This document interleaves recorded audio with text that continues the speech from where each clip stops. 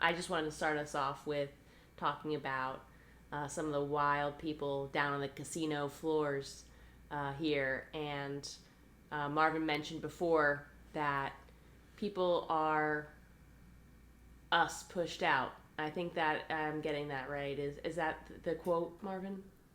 Yeah, people in the manifest community have that famous quote, everyone is you pushed out. That is, coined by Neville. So yes, that's what.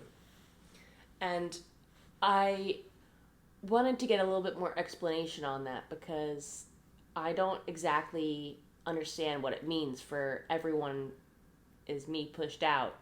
But I like the way it sounds kind of on first blush. First blush. Well, I think everyone has this grandiose, if you will, attitude or view of everyone as you pushed out. And you hear people say all the time, you don't attract what you want, you attract what you are. And that's true to a certain extent. Some people actually don't attract what they are. And so I think everyone is you pushed out. I think the idea of this has been skewed heavily because of social media, YouTube, TikTok. And I don't necessarily think that everyone is you pushed out is you are going to attract what you are, because people are a certain way, but they end up attracting better. So then what's the reason for that, right? If somebody is bad, that doesn't mean that they're going to necessarily attract bad. People always attract what they're not all the time. So that makes you ask yourself, what does everyone is you pushed out really mean? And to me, everyone is you pushed out means when it's really more so about how you view the world. That's what everyone is you pushed out means, in my opinion. And so what I mean by that is, however you view the world, people don't view the world in its proper context. People view the world based on where they are at in the world. So if you are a poor person, if you have a poverty mentality, you're going to view the world from a poverty mentality. You're going to see all of the lack in the world. You're going to see all of the problems with the world. If you have a wealth mentality, you're going to see all of the opportunity in the world. You're going to see all of the opulence in the world. And to me, that is a better definition of what everyone is you pushed out really means. For instance, you see, we're here right now in this hotel, right? So everyone is you pushed out. If the wrong person sees this video, if they have a mentality of lack, they're going to watch this video and they're going to think, oh, look at this guy in a high riser. He's 40 plus floors up in a really nice hotel with a really nice view. They're going to view that from a place of lack, right? Because that's what's going on internally inside themselves. So that's themselves. They're going to take that lack mentality and they're going to put that on every situation and circumstance in their life. It's like you see the people gambling down on the casino floor, just, pressing button after button on slot machines. And, if you are coming from a place of lack and you see someone win, you might be a little jealous of their winnings. Right. Instead of maybe being happy. Because again, that's what everyone is you pushed out. So you're based on what's going on in your internal state, that's how you're going to view somebody. So if your internal state is full of abundance, of opulence, you're going to see me or see us in this hotel room and you're going to think, oh man, that's really beautiful. What a beautiful view. I'm going to be able to stay in a room like that one day with whoever my SP is. I'm going to be able to do that one day with my SP. I might not have done it yet, but I will one day. You're going to view it totally different than the person that has lack views it. And so what it really is, everyone is you pushed out, to me, in my opinion, is you are constantly placing your limits, your beliefs of whatever you have going on inside. You're constantly pushing that out on people in the world. And I used this earlier today in the group chat that we were in our SP mastermind. I said it's kind of like that person. Say you're walking down the street and you run into somebody, or you see somebody looking at you, and they get mad because they see you looking at them, and they like, yo, what you looking at? What you looking at? They're offended by you looking at them and making eye contact. They get offended by that, thinking you have a problem with them.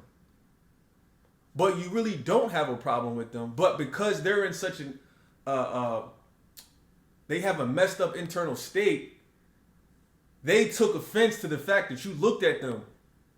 And they think you got a problem. You didn't even have a problem. You were just looking, glancing. And they felt a type of way because of their internal state. Because now they're projecting their anger or whatever they're going through. They're projecting that onto you. Oh, so you looked at me now. You must have a problem with me. But no, it's not like that. Because another person could walk down the street and you can make eye contact with them and they smile at you. Because that person is not, because you were pushed out to that person. That person isn't looking at you as a threat like the first person I just mentioned. The first person, for whatever reason, is looking at you as a threat. Maybe that's how they grew up, how they were raised. And you walk by and they're like, oh, what you looking at? You know what I'm saying? They look at it as a threat. But then the next person walks down and they look at you and they're smiling. And they're like, oh, hey, how you doing? They might even say hi, start a conversation with you. Because they're pushed out differently. They're pushed out in a different way, in a different manner. And to me, this is really what everyone is you pushed out. Whatever state that you have going on inside of you, you're just going to project that onto everybody else out in the world, even if they don't mean it. Somebody could come up to you and say something, you could take it the wrong way 100%. Just because of you're upset or you're having a bad day or whatever your reason is. That's really all it is this projection of whatever fear, lack, etc. you have going on in you. So it's interesting to hear you use that term, especially in relation to the law of attraction community, because I feel like I felt that feeling before and never really had a term for it. I remember a number of years ago, I asked a family friend of ours to come with me to a gun range to practice shooting. And it was the first time I'd ever been to a gun range. And I had a really lovely, fun time there. And it was very informative, but it was so interesting to me to see, the setup of the range itself. They had so many security cameras inside of the shooting range of, cameras looking out into the parking lot, so you could make sure that there weren't suspicious characters who might be kind of hanging around your car or at the outside of the door. And you understand that because when you have a gun, there are definitely... And when you have a gun in a place where you're known to, a shooting range where many people are known to have guns, that can become a target for theft or assault very easily. So you understand why they want to have these security things in mind. But also, I kind of went home from that experience realizing that this is the way a lot of gun owners look at the world, is people trying to take their guns, and so a lot of the upset, and I'm sorry to kind of almost very quickly delve into what some people, again, talking about perceptions, what some people might perceive as a very political conversation. Right. But just the reality of the world we live in, a lot of people who own guns are very protective of them and think that others are trying to take their guns away. Right. And it's part of the mentality of, I have something that somebody else wants. This is right. exclusive, or this is a weapon that can do serious damage to somebody, is valuable. And you have to decide as a person whether you want to have that outlook on the world or not. Exactly. And is there a way to be a gun owner and not feel that way, or right. make those kind of reconciliations inside yourself, and it helps you understand people more when you are able to broaden your horizons that way. But it was just really interesting to hear you talk about that, because it immediately made me think of my experience there. No, that's true. I mean, that's it. It's those gun owners are projecting. They're projecting their fears and their insecurities onto whoever they see, or whoever has a gun, or whoever might not have a gun. They're projecting their fears and insecurities onto that person. To me, this is the true definition of what everyone is you pushed out. Just like, for instance, somebody who's had their heart broken multiple times, right? Somebody that's had Another their good example. yeah, somebody that's had their heart broken multiple times, you know, now they're projecting, now every man that they meet is them pushed out. Because when they first meet a guy, even if his intentions aren't bad, in that person's mind, their intentions are bad. If that makes sense. Like, every guy you meet, your immediate intentions are, he's a pig, he's a scumbag, he's this, he's that. That's because those are your fears and insecurities from what you've dealt with in the past. That's you pushed out. So it's not fair to the men or the women in your life that you meet, because you're throwing your fears and insecurities on them, and you think that every man or woman that you meet is out to get you. But that's because that's what your internal state is saying to you. You're playing defense. And I do think it's good to have those kind of boundaries a little bit, you know, like if your experience has said X, Y, and Z, right? You know, you're going to get this result.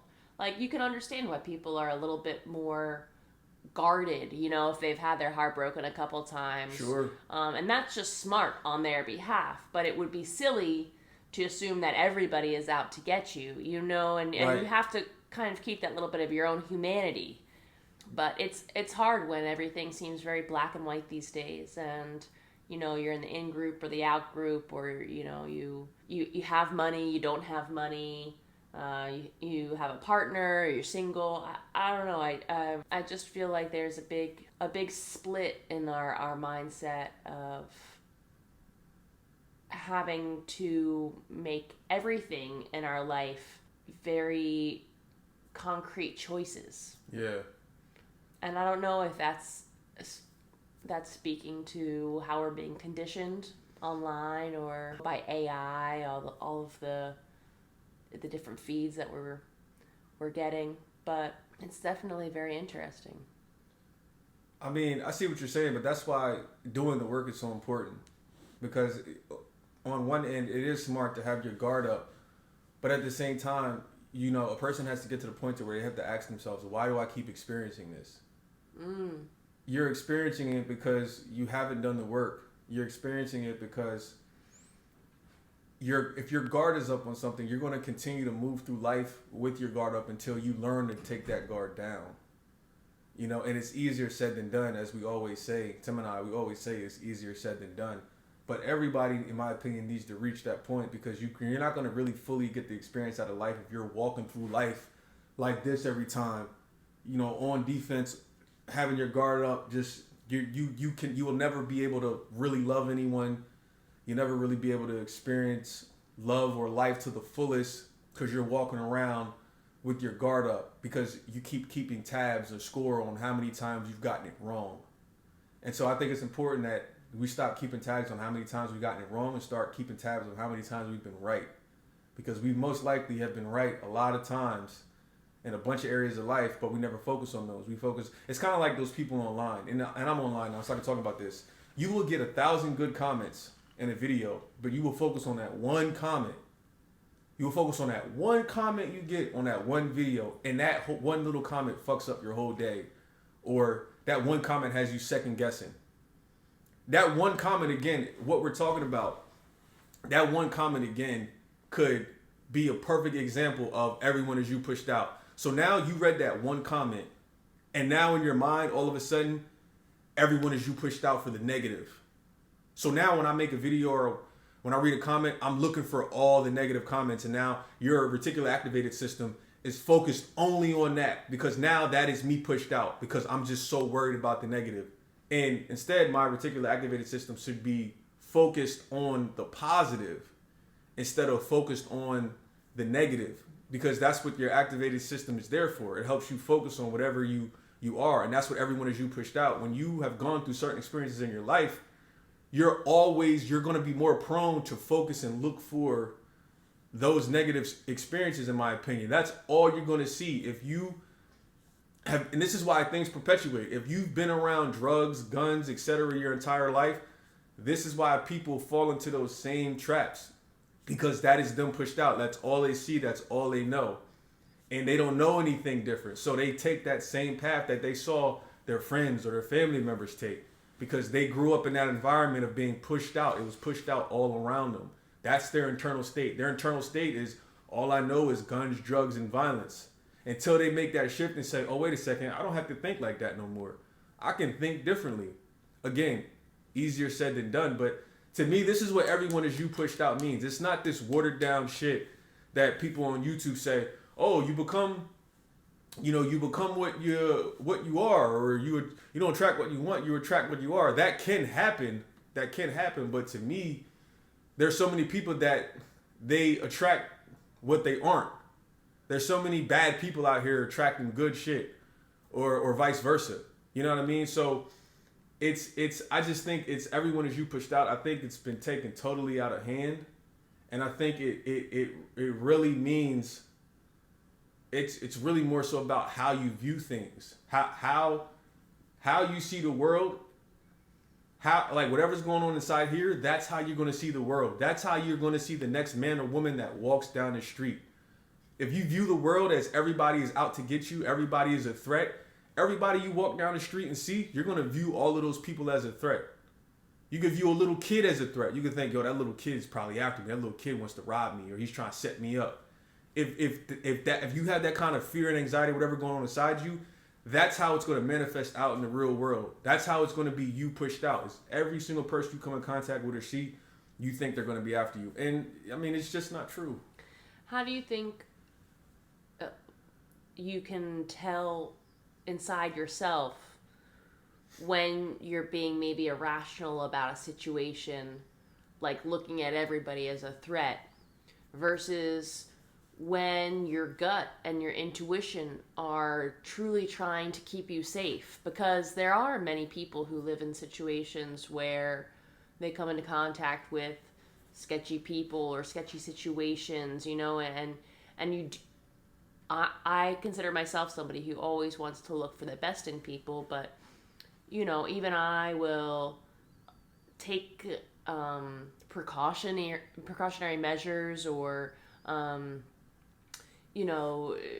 change my behavior if my gut starts having those alarm bells go off. And many people find it hard to listen to their own gut, their own intuition, maybe because they've lived in a world where so many other people are having themselves kind of pushed out, as you say. And to me, I don't know, it's a fine line. I'm curious what your thoughts are on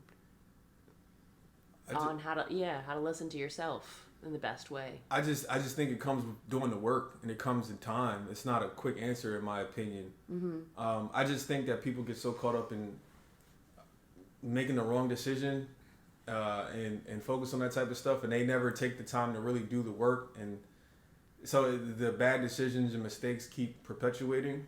But I think that when you do the work on yourself, discernment comes naturally, and you'll know, wait a second, these people aren't a threat. Wait a second. You'll know, okay, wait, I'm overreacting. Okay, I can trust this person. So to me, discernment is a natural part of the healing process when you actually do the work and self-reflect on decisions you might have made or stuff that's happened in the past, whatever, and you'll start to say, okay, wait a second. Because again, everyone is you pushed out. Somebody that comes from a lack mentality, they're going to see the lack in everything. Somebody that comes from an abundance mentality, an opulent mentality, they're going to see the abundance in everything. And until you do the work and switch that around, you're always going to see lack. So you could give the same opportunity to 1,000 people. Half of those people are going to see lack and quit and say, there's no way I can get this done. The other half might be like, oh, you know what? I can figure out a way to get this done. I can do this. And this, to me, is the difference between people that go on and become successful and people that quit and give up too easily. And again, this is the real everyone is you pushed out. Everyone is you pushed out. Basically, whatever your inner state is, you're going to see that in all of the world. You're going to see lack. You're going to see evil. You're going to focus on all of that type of stuff, on whatever you have going on in you. So if you have good, you have righteousness in you, and you are a happy, jovial person, or whatever the case may be, you're going to see that in the world. When you look at the world, when you look at other people, when you look at men, when you look at women, you're not going to hate them. You're going to have that jovial feeling. But if you've been through bad experiences with men, bad experiences with women, bad experiences in business, like everything, if you're in, like for instance, me being in real estate, if you're in real estate, and you've been screwed over by a contractor time and time again, every contractor you start to come across, you're probably gonna look at them like, oh, this contractor's gonna screw me. This contractor's gonna screw me, because those contractors are you pushed out. So you have to stop looking at those contractors as a threat and start looking at those contractors as, you know what? No, these contractors are not gonna screw me. These contractors are there, but again, that comes from the lack, or that comes from the opulence or the wealth mindset or the healthy mindset that you have or don't have inside of you. So every situation is different. But again, I think that's really it. And I don't mean to cut you off if you had more to say there. No. But talking about contractors made me realize, almost answer my own question from before, in the sense that, if you've gotten taken advantage of time and time again with previous contractors, instead of going into maybe your next business deal with the next contractor with a lack mindset, where you are coming at that contractor with hostility or judgment,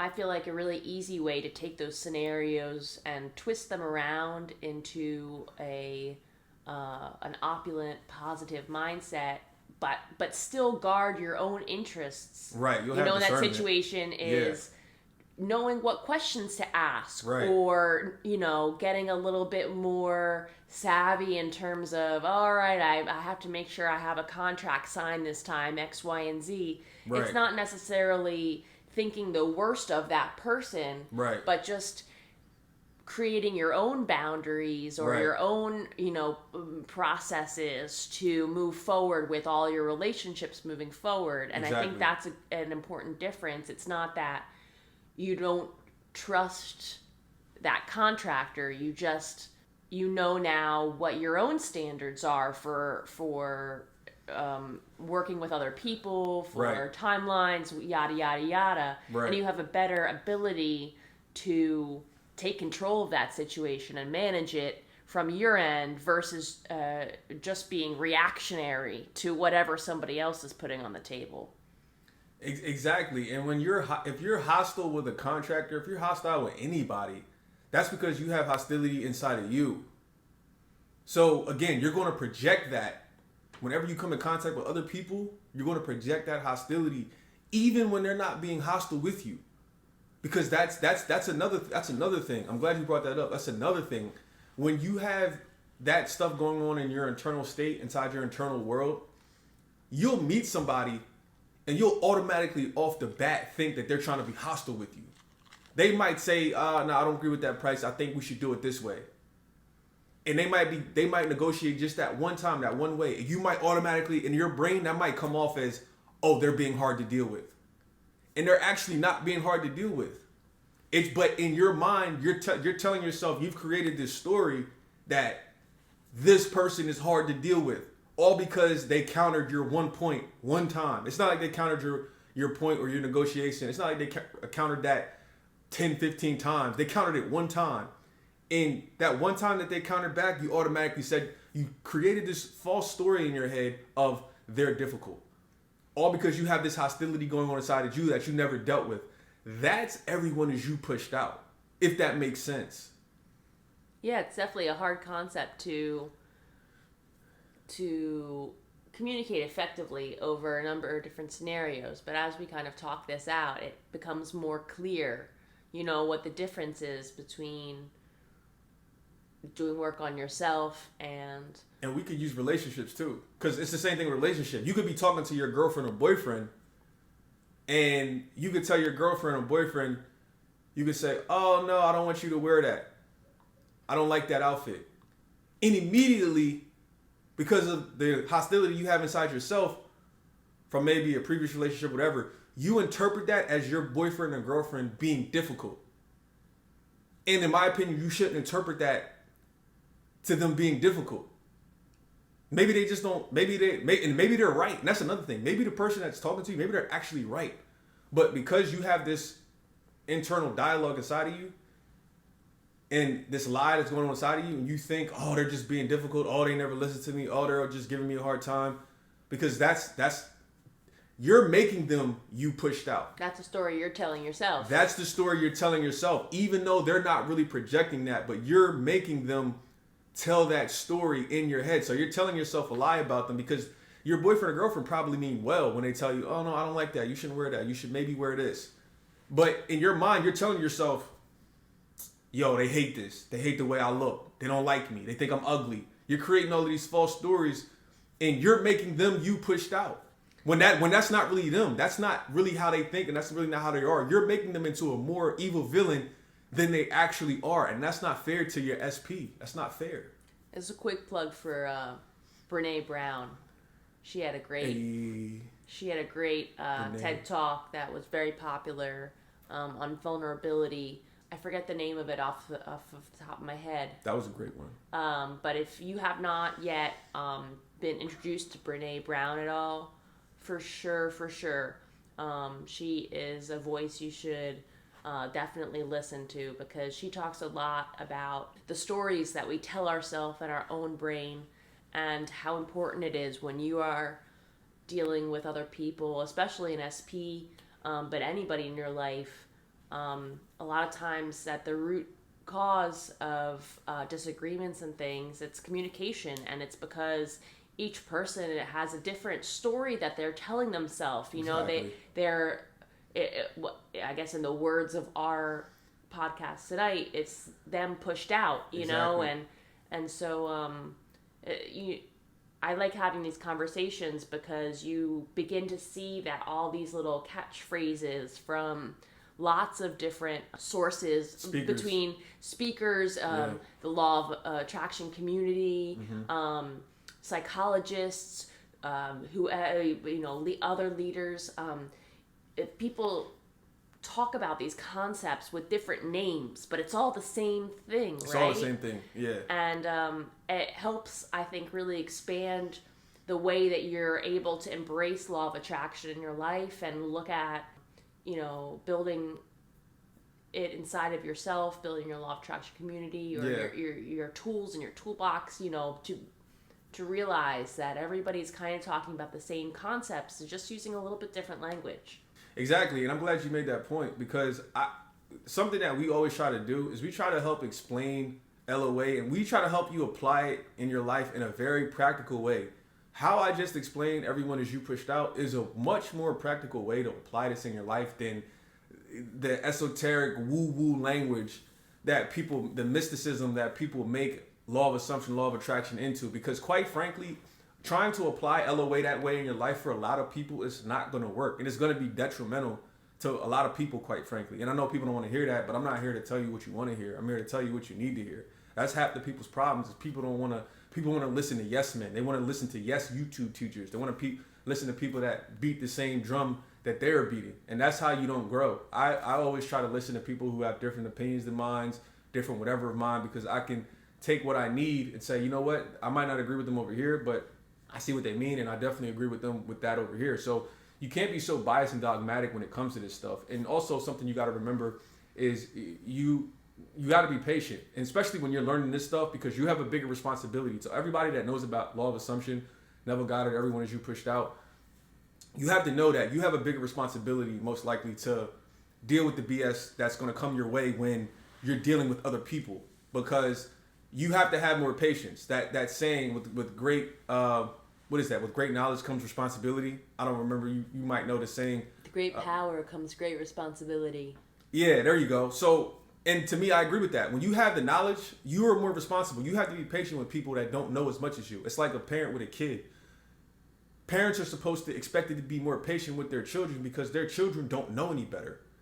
The children don't know what the parents know. The parents are the ones with the life experience for 30, 40, 50 plus years, or whatever the case may be. So you have to be more patient with your kid when they're growing up, stumbling, getting bumps and bruises, messing up, drawing on the walls, throwing food on the floor, having tantrums, yada, yada, yada. You're supposed to be under control more than the kid is.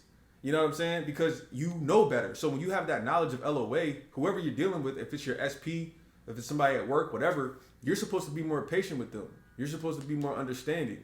And this is all throughout, the Bible, other religions. It talks about being slow to anger, be slow to anger, quick to forgive.